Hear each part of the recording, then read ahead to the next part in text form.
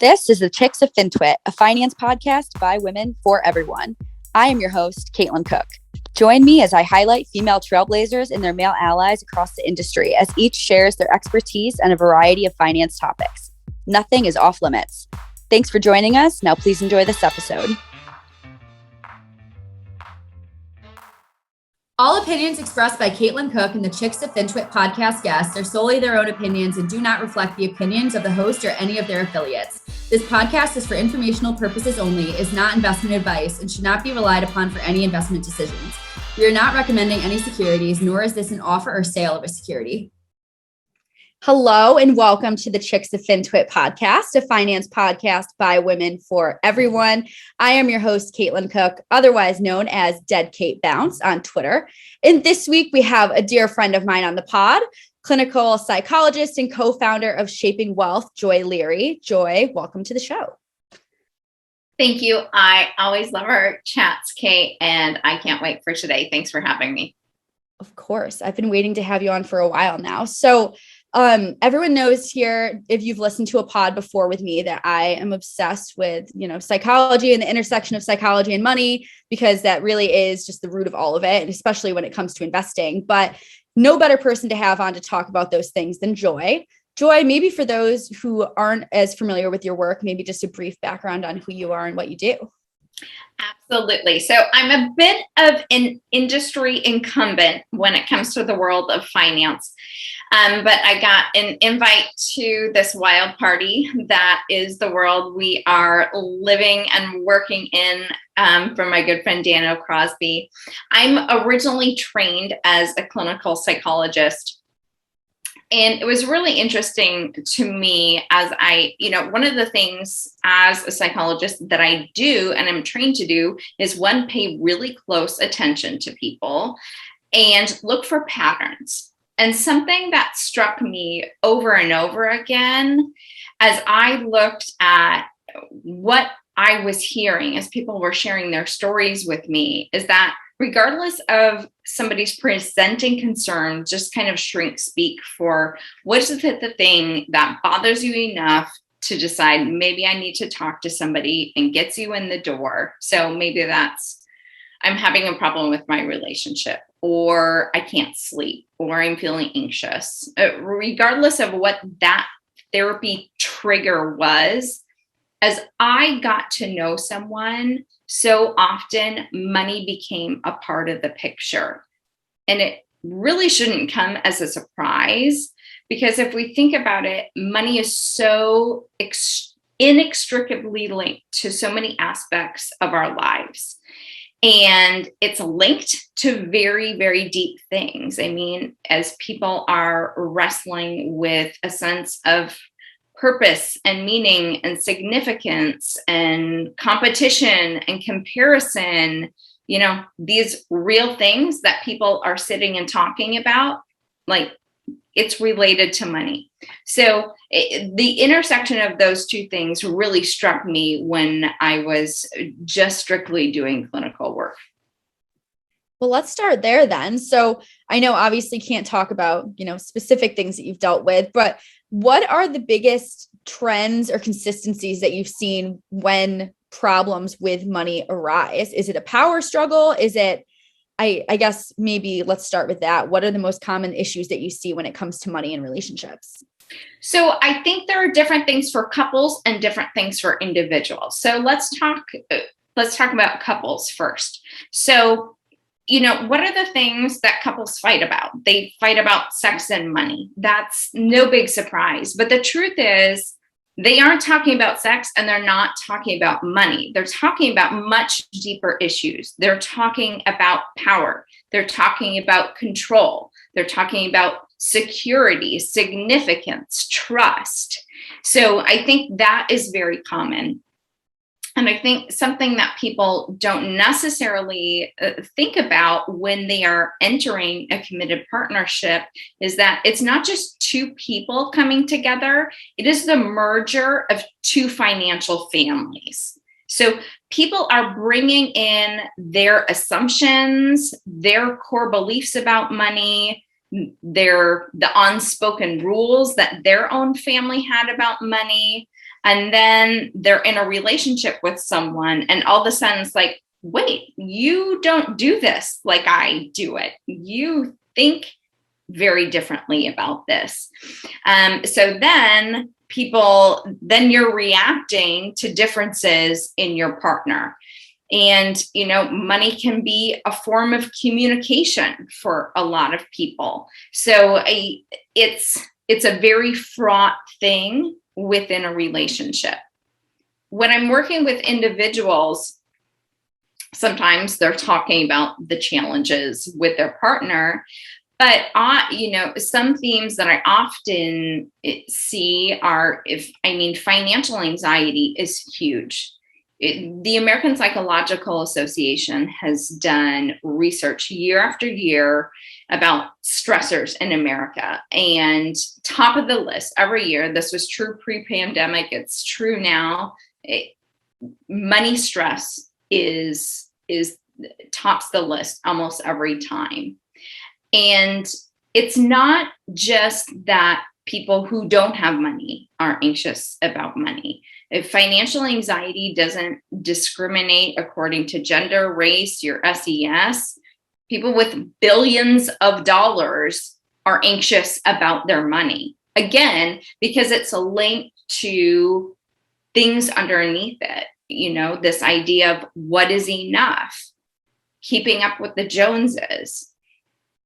Something else I also commonly encounter is people under earning.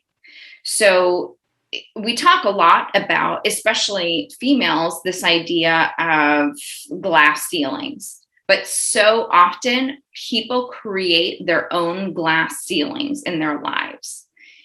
I say, where's the story you are telling yourself taking you? And oftentimes that story can be very self-limiting. So that's another thing that commonly comes up. So I guess a lot to unpack there. And what I find really interesting, you mentioned financial anxiety, which, obviously finances are very emotionally tied, as you mentioned, but in a lot of, as with anything psychologically, is so rooted to early experiences in your life or childhood, you're like during the developmental years, right? How, I guess, kind of coming more towards a solution with a lot of the clients that you work with, what are the biggest recommendations you make when it comes to fighting that financial anxiety? Well, I think one of the things, and this is true about financial anxiety, it's true about all kinds of anxiety. So to manage the discomfort of anxiety, we have things called defenses. So ways that we kind of stereotypically will respond to protect ourselves. So that may be avoidance. So if you think about this, if I'm anxious about my money, I don't want to face that reality. So someone who's a financial avoider, they need to understand that that's what they are doing, and then helping them understand that there's a very real cost to avoidance, or denial is another very common defense.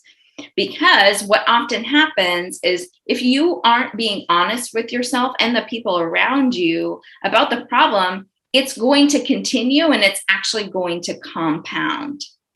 Another common response can be kind of anxious overactivity or preoccupation, and someone just becomes myopically focused on getting more, and it's almost this insatiable, there's never enough.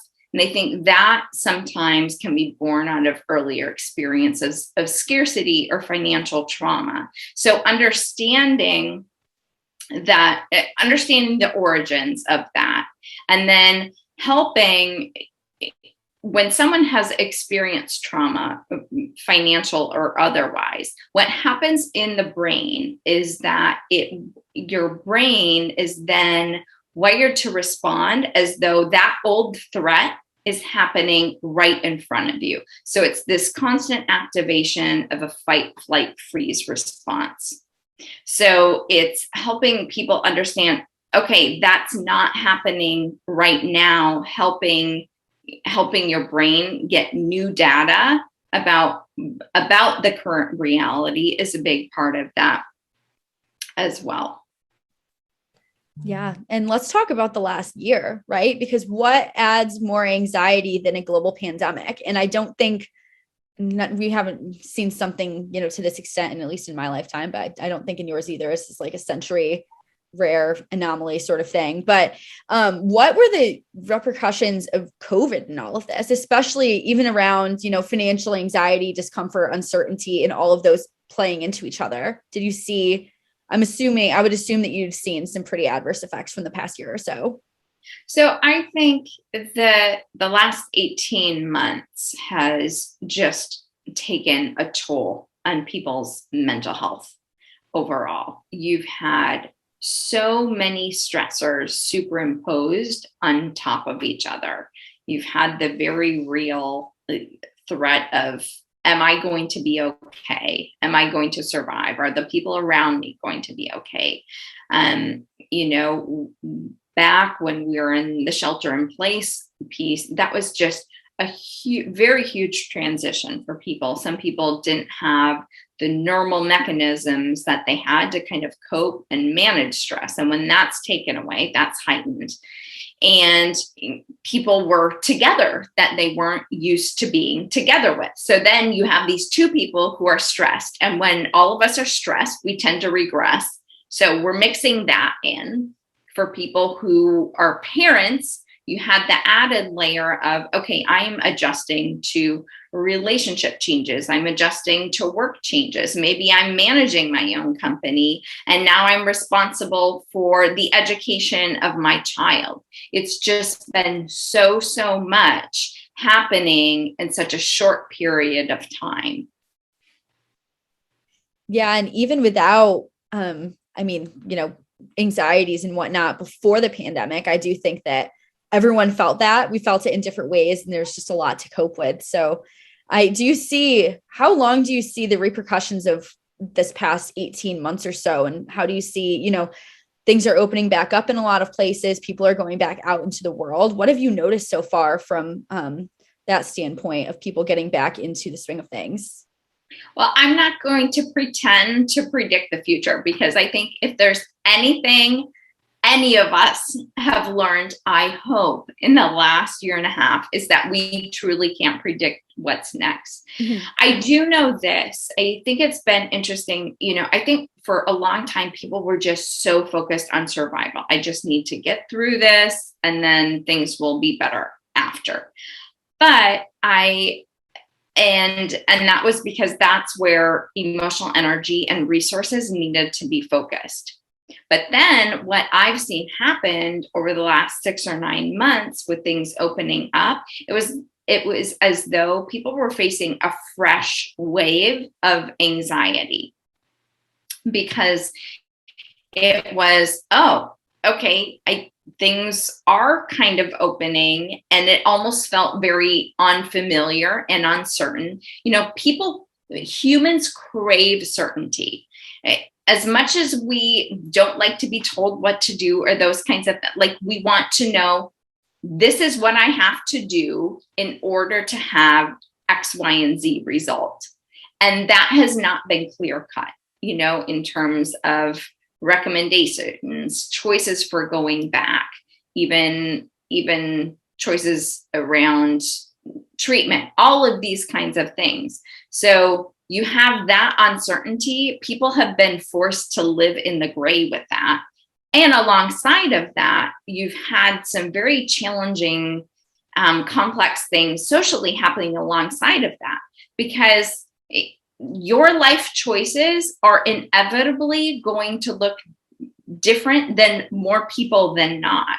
And then people are always offering unsolicited commentary about what they see in you. And so often that's about their stuff. That's not about you. But then there's that performative, well, what are people thinking about what I'm saying or doing or not saying, that then can really send people into their heads and muddy the waters about kind of the decision-making process. Yeah, there has been no shortage of, criticisms and whatnot as people have gone back out there, whether it's COVID related or just people's different comfortability levels with like going back out and about and whatnot. But kind of going a little bit of a different direction. We talk about anxiety. We talk about that financial anxiety, especially. Let's talk about working in financial services from that standpoint, mental health wise, psychologically speaking, because again, money being very emotionally tied, those that work in the industry, as you obviously well know, it's a lot of stress, whether or not you notice it or not, depending on the type of roles you're in, it definitely varies. But, you know, you could be a financial advisor managing the wealth of families who are depending on you to, you know, manage their nest egg and hopefully grow it as well as protect it. What are your initial thoughts when it comes to those who work specifically within financial services when it comes to mental health? This is such an important topic. You know, there are so many parallels between what an advisor does and in some ways what I do as a clinician. And the kinds of conversations that are happening in an advisor's office are not dissimilar to, as I shared, the ones going on in therapy, because people aren't just coming into you talking about numbers and talking about their money. They're coming in and they're talking about their lives. They're talking about death. They're talking about divorce. They're talking about planning for their kids. And because money is so emotionally fraught, they're often coming in a very, very emotional state.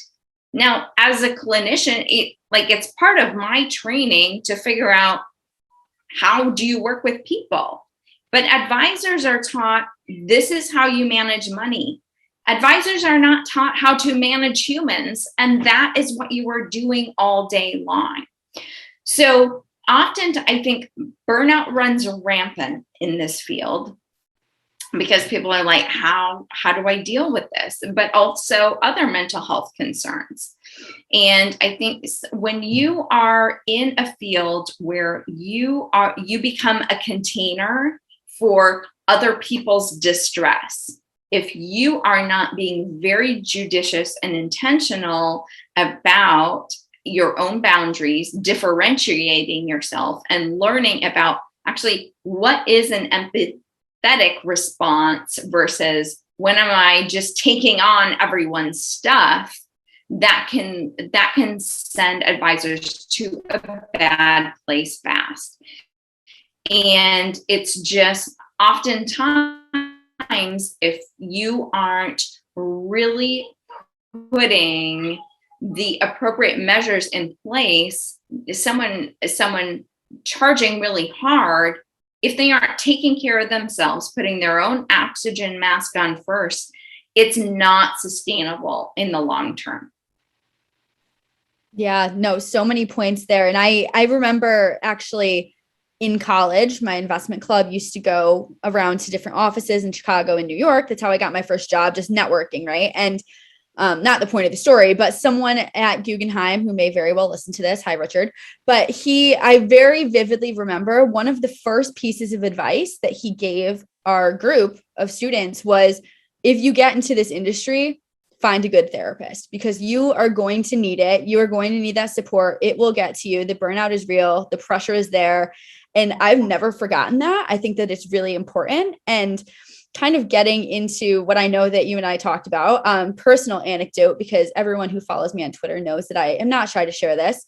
I have had, like anyone else, a lot of mental health difficulties, and it's, it ebbs and flows, right? And this is definitely has been at least like a decade before it was ever in the industry. So definitely not just because of all of this, right? But started in asset management, had some difficulty there, right? As we do, but working in startup land more recently, Joy and I have talked about this quite a bit, but experiencing burnout, experiencing just navigating the uncertainty of a space like this, especially even market specific, right? Markets being turbulent, working with clients that way, it definitely applies there just as much. But I just want to talk about it, I guess, for anyone else who's listening who has the same sort of issues. I mean, mine specifically is very like anxiety driven. I have trichotillomania. So like hair pulling disorder, messing with my nails, like to the point that they're bleeding, honestly, just for people who need to hear that these things happen. And a lot of people have it far worse. I've had a lot of talks with coworkers and, people that I am friends with throughout the industry, and it's a widespread issue. So I guess maybe let's rehash our DMs from the other day, essentially with sort of your sage advice for people as you work for a startup as well now, Shaping Wealth, which I'd love to talk about a little bit later on in the pod as well. But what is your biggest advice for everyone else who's experiencing this right now? Not just me. Well, I love that wisdom that you got early on. Go to therapy. I think there are a lot of, we like to say, and I do think this trend is happening, like, let's destigmatize mental health. But then how many people, like when you are struggling, are you comfortable actually talking to someone honestly at work about it and really advocating for what you need? I think there's still a real disconnect between the values we put on the wall and what's happening in real time as people are working. So I love that we are having this conversation, and you are not alone. Like, I think you are more representative of most people now more than ever.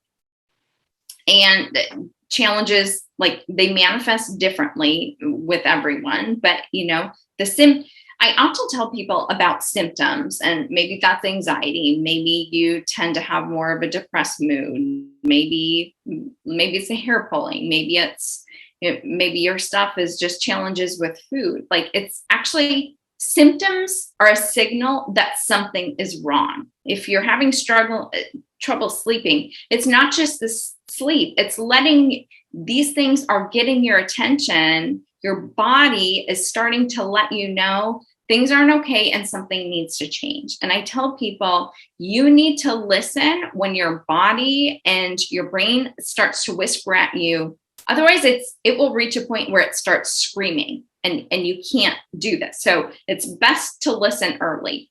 And I think there are lots of different kinds of therapy. And what I explain to people is, well, first of all, I tell people I have the best job in the world. I get to sit behind closed doors all day long with very bright, accomplished, intellectually curious people and have conversations with them that they aren't having with anyone else in their lives. It's amazing. And as what I can tell you is, sometimes people are telling themselves, well, therapy is for someone who's weak. I don't want help. They really see themselves in kind of this -1. I just want to get to -1 to 0. And often it is symptoms that bring someone in the door. But the best kind of therapy, what's most exciting for me, isn't that your symptoms will go away, the crisis will abate. But what's really amazing is how then working with someone go from that 0, once you've kind of like found your footing, to go from 0 to 1 and reach kind of a pinnacle of success in multiple spheres of your life that isn't possible or as easy if you don't have someone who is helping you see your blind spots. I tell people, part of my job as a clinician is to say the things out loud that everyone else in your life is probably thinking and feeling, but doesn't have the courage to say or struggles to say because of their role. I say, I have no vested interest in anything but calling it how I see it. I try to always be fusing compassion and candor.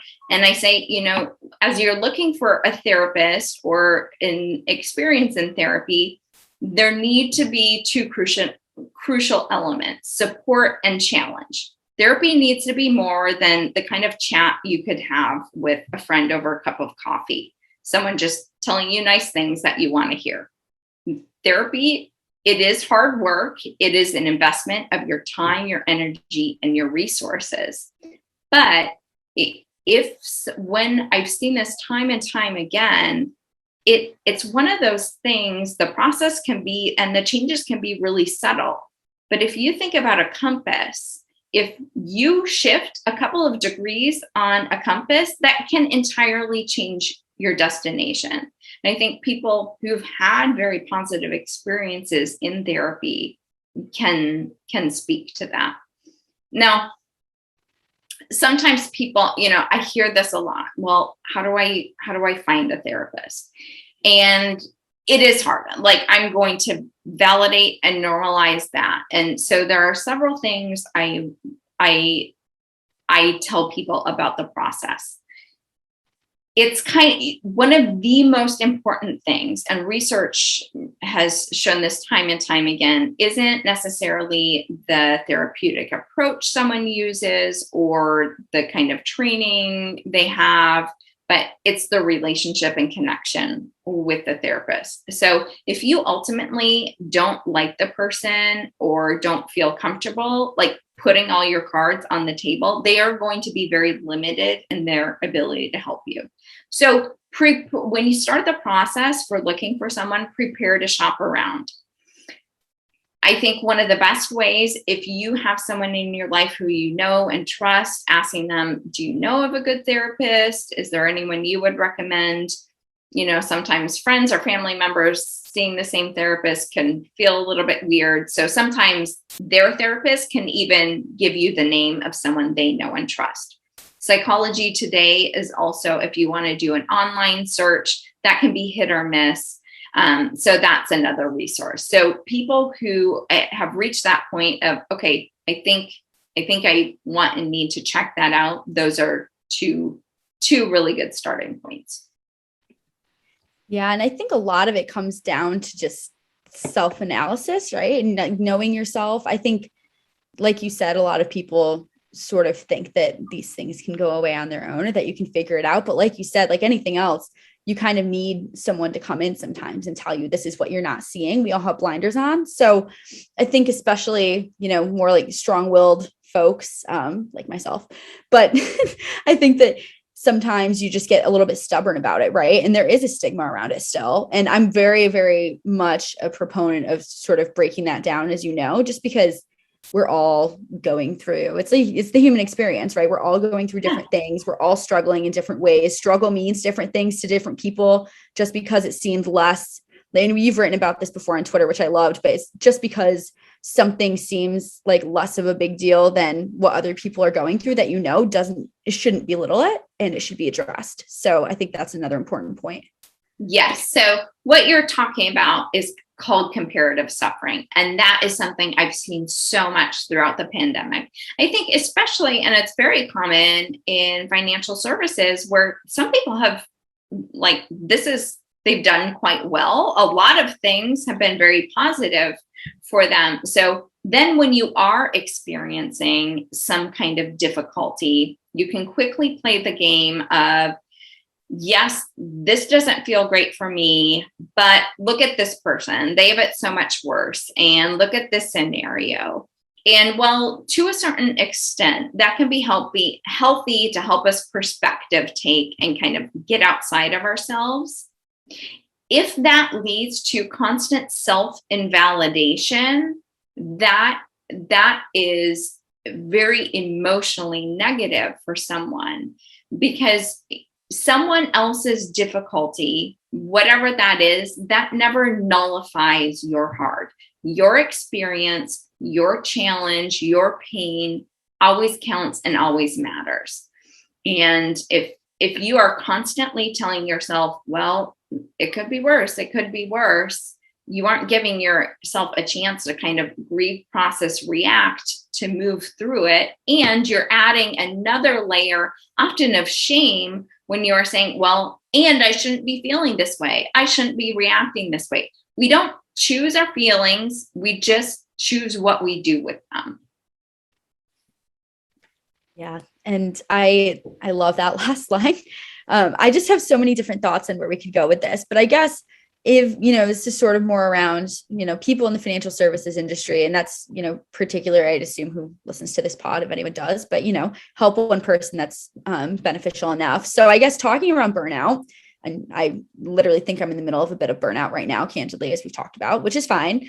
I think a lot of us has been there, especially, startup space or, taking on a new role with more responsibility. These are things that happen to a lot of people. But from more generally speaking, I love my job. This is not an ad for me specifically, but for those with burnout, how do you, when you're helping those in therapy that may have this sort of issue, how do you differentiate between what's time for a break or you're just not in a good place and you need to make a major change? How do you distinguish that? Because I think a lot of people, like you said, there's a level of shame. There's a lot of kind of denial that plays into it where it's, oh no, this is a problem that I can fix. It's me, it's not the job or something like that. So what are your thoughts there? Well, first, I want to differentiate a little bit between kind of burnout and maybe depression. So if we think about what burnout is, it's this constellation of three sets of symptoms. So first, you have emotional and physical exhaustion, just kind of that fatigue. You're waking up and feeling like I slept 10 hours and I feel like I didn't get a wink, and just thinking I'm anxious, I'm not feeling well about going to work. The dread, so that heaviness. Also, the next area is cynicism. So because of ongoing stress and frustration, you start to feel like I'm just hitting my head against the wall. Like, why does it even matter? Like, nothing is making a difference. Why? And then finally, people with burnout start to have performance problems. The stress takes such a toll on them physically and psychologically that they, in some ways, to deal with that, they start to grow apathetic. So I just don't care. Like, I have 50 emails in my inbox and like, I can't even deal with it. So obviously that starts to then have repercussions. Maybe you are avoiding or putting off returning client phone calls, those kinds of things. So that's what burnout looks like. And some people weigh heavier in one area or another. Now, depression is a little bit different. It has some of those components, especially what we call kind of vegetative ones. Maybe there are changes with your eating and sleeping, and your mood is a little bit lower. But often with depression, there's a change in self-esteem. Burnout, you're like, this job, my workplace sucks. If you're depressed, you're kind of feeling like, I suck. I can't do anything. This is not working.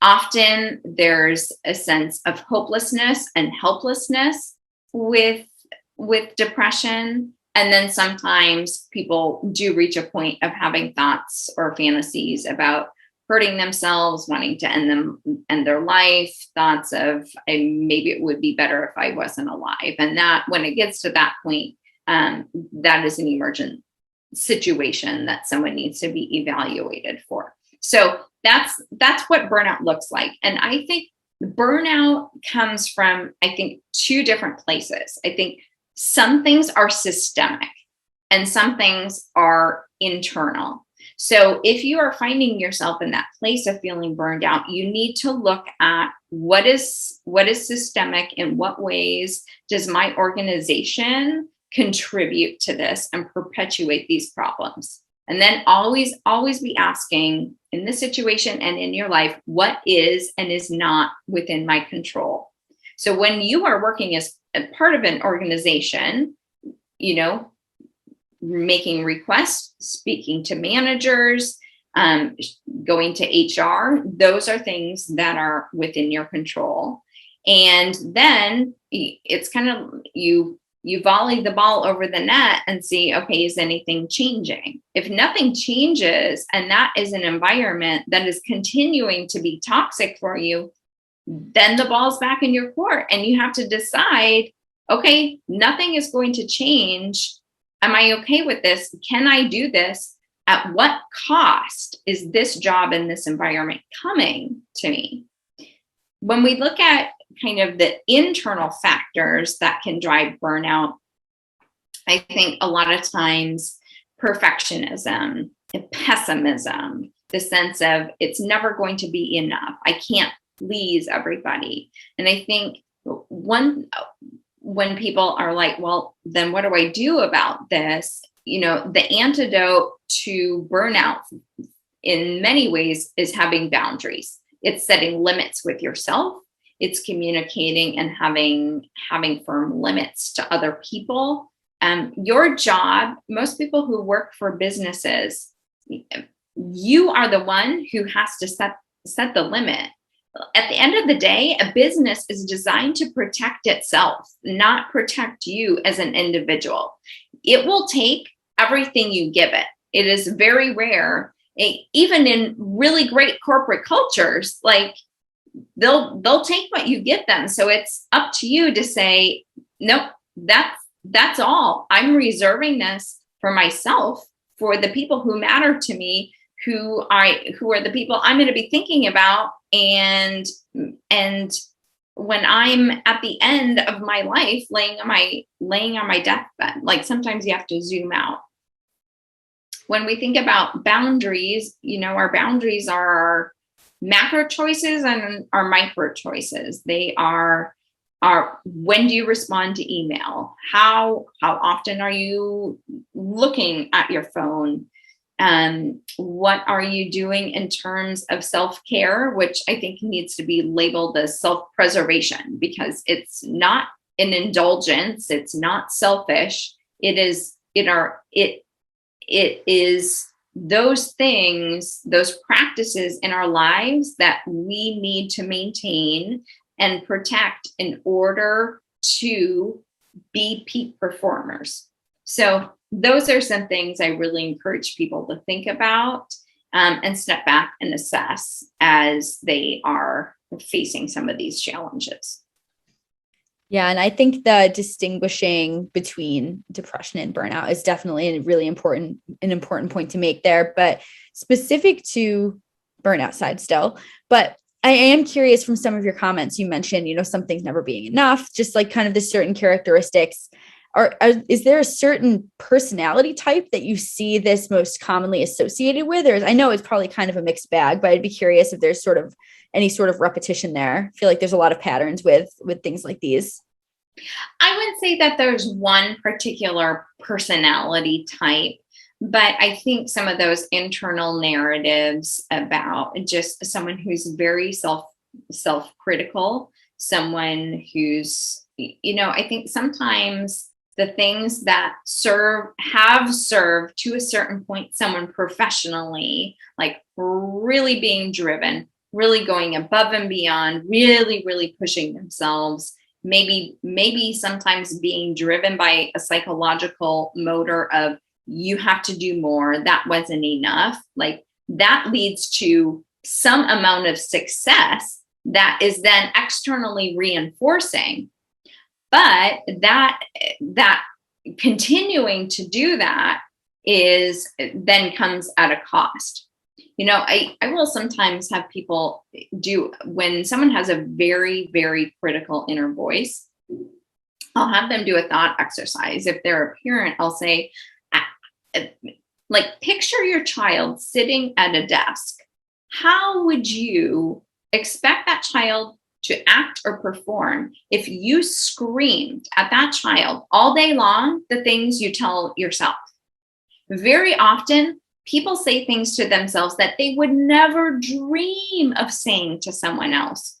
Or if they aren't a parent, I'll have them imagine a younger version of you. Like, what would you expect that person to do? But there can be a real disconnect between, I can be very, very harsh with myself, and that's going to drive me. And I think sometimes people then fear, well, if I let up, this has served me so well. If I let up, then I'm just going to get lazy and coast. And I explain to people, if you are naturally kind of this personality type, probably, like, I'm not worried about the pendulum swinging in the equal opposite action. If you feel like you are lazy and you are coasting, you are probably getting closer to a healthy center. So, and with anything, when people are like, well, I don't know, I'm afraid of doing that. It's like, okay, run a series of experiments, try on for size, showing up differently, talking to yourself differently for a couple of weeks. Like your job, you are not going to lose your job if you are more self-compassionate for a couple of weeks. See what impact that has on your mood, on your energy. Love it. And I know we're running up a little bit on time. I do want to talk a bit about shaping wealth specifically as well, because I am both a friend of yours as well as Brian Portnoy. Shout out to Brian.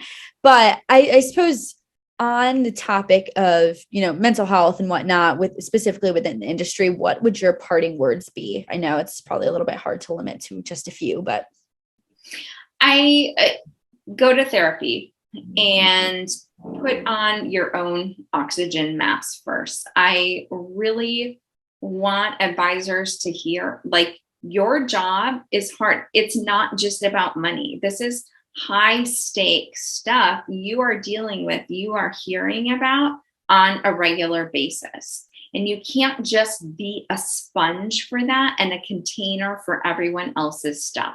You need to learn how to separate what is mine, what is theirs.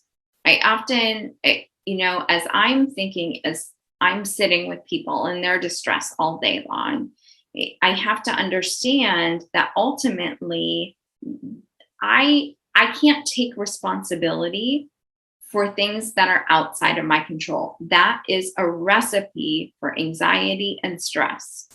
So understanding what I do control and taking ownership and exercising agency over that.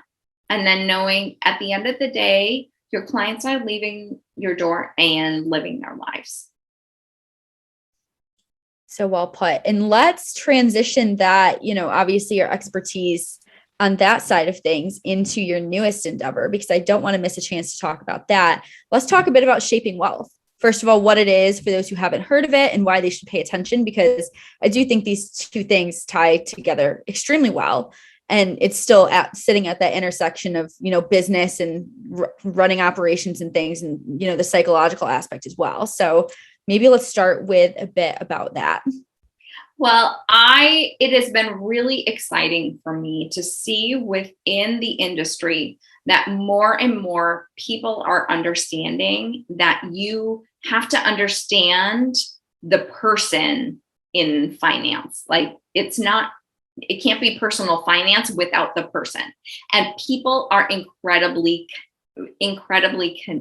complex.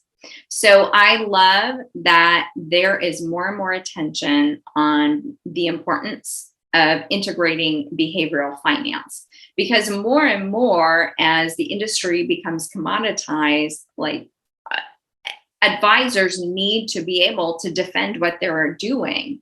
And it goes back to what I talked about.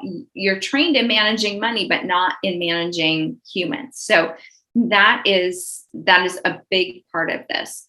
And I've observed in the last several years, it's exciting. There's more buzz about behavioral finance. People can probably list off some biases, but we've reached a point in the industry of, okay, now what? I can give you a Cliff Notes version of thinking fast and slow, but what do I do with that? How do I use that with a client? Enter shaping wealth.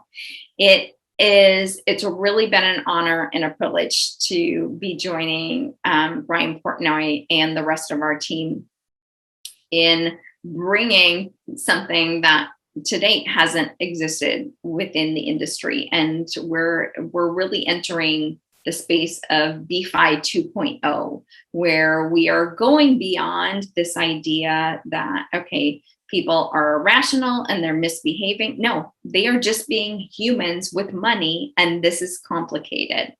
We need to move from talking to people just about numbers to talking about their stories. And that is what we are here and what we are doing. So we are an educational technology company that has the very lofty goal of transforming the human experience and experience of money. When Brian, so for anyone who hasn't read the book Geometry of Wealth, I highly recommend it. And Brian Portnoy developed this concept of this idea of funded contentment. So it's really, how do you help someone develop and underwrite a meaningful life, whatever that is for them? So there are practical pieces to that, the financial pieces, but also helping people define for themselves, what is your purpose? What are your priorities? And then what are the decisions you need to make so that you can ultimately build and create the life you want to have now and you want to be confident and secure that you can have in the future. So that is what we are doing. I really like that there's more and more talk about well-being right now. And well-being is a very holistic, health is holistic. And people slice and dice that different ways. But we look at it in terms of someone in their life, they have a sense or a certain level of emotional well-being, physical well-being, spiritual well-being, and financial well-being. Now, obviously, we are focusing on financial well-being, but what we are teaching and helping people understand is that there is a knock-on effect of all of these other areas, and it's important to understand that and help people and come alongside of people in the right ways in order to empower them so that they really connect to a sense of agency and authorship in their lives. Well, that's a great Clip Notes version. And I fully support reading Brian's book if you haven't. I love the idea of fun and contentment, and I hope that it continues to gain traction. And I'm really excited to see where Shaping Wealth goes for both of you. So for those of you, kind of paying attention on that space, or even if you're not, you definitely should be. They're going to be doing really big things. And they kind of announced, the firm as a whole a little bit more recently. So lots to come. I got a little bit behind the scenes, so really excited to see that all play out. Won't give any spoilers, but we are getting towards the end of time here. I did want to give you a chance to talk a bit about Shaping Wealth, though, of course. So I always do wrap up with a couple of sort of fun questions. Knowing you personally, very interesting person. You've done a lot. You've been a lot of places. But what do you do to decompress? We talk a lot about today about, different stressful jobs. And of course, you're dealing with a lot of people with a lot of heavy stories. And there has to be a lot that you do on the outside of that to, keep your own mental health, strong and to just get outside, obviously, as I always say. Well, physical exercise is something that I protect and prioritize. So that is huge for me. So throughout the pandemic, my go-to became, I'm a military spouse. So I loaded up my husband's ruck from Afghanistan with heavy books and did a lot of hiking. So just always being outside in the sun, moving. I'm often pushing a stroller. So I love that. And and then I'll speak as a shrink. People grossly underestimate even the physiological impact of physical movement on your brain. It's like taking an antidepressant.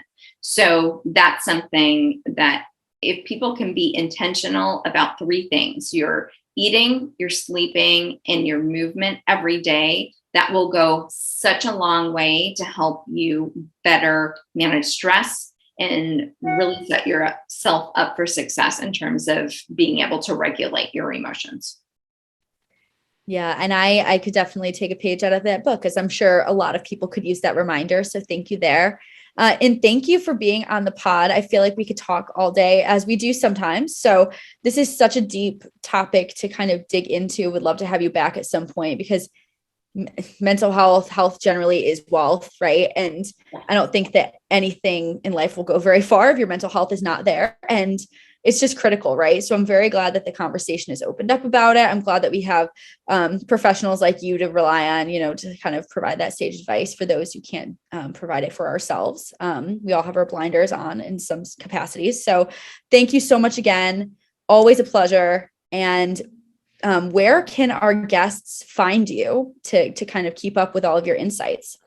Absolutely. So if you hang out on Twitter, my handle is my name, Joy Lere, and then my degree, PsyD. So JoyLerepsyd. Same place on Instagram. You can find me at Joy Lere PsyD on LinkedIn.